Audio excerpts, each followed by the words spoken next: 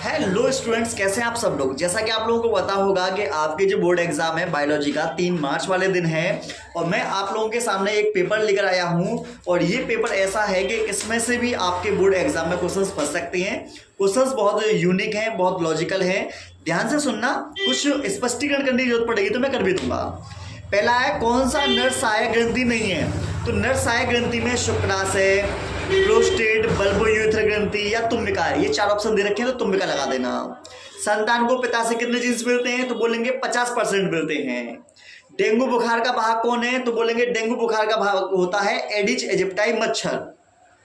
अनुवांशिक रूपांतरित पौधा, बीटी कपास, बीटी मक्का, गोल्डन राइस, तो आंसर आएगा ये सभी। ठीक है, अब देखो भ्रूण पोष केंद्र का निर्माण कैसे होता है तो बोलेंगे त्रिसंलयन के बाद।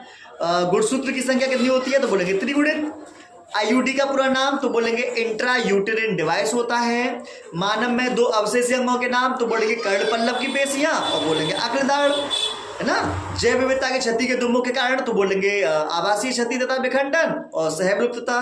ठीक है ना। समजात अंग, समरूपी अंग, ये पेपर में आया है।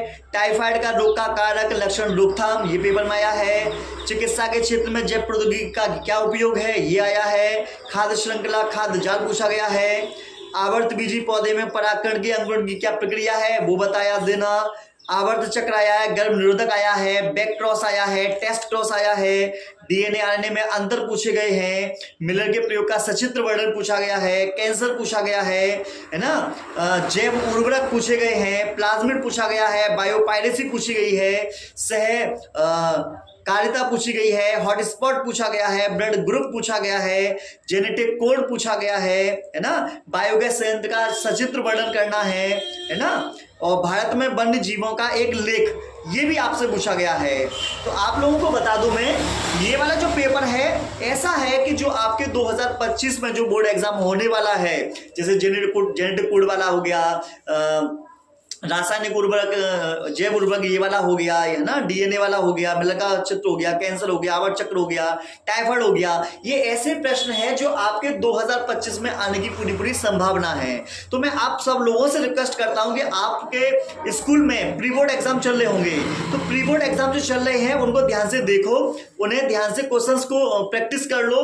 आपको बता दें वो वाले प्रश्न भी आपके बोर्ड एग्जाम में पूछे जाते हैं। तो इसलिए आप जो प्री बोर्ड एग्जाम जो हो रहे हैं, ठीक है, उनको हल्के में मत लेना, अच्छे से तैयारी करना, अच्छे से देकर आना पेपर, और आप देखेंगे कि बोर्ड एग्जाम में भी जो आपका प्रश्न होंगे वो भी अच्छे होंगे।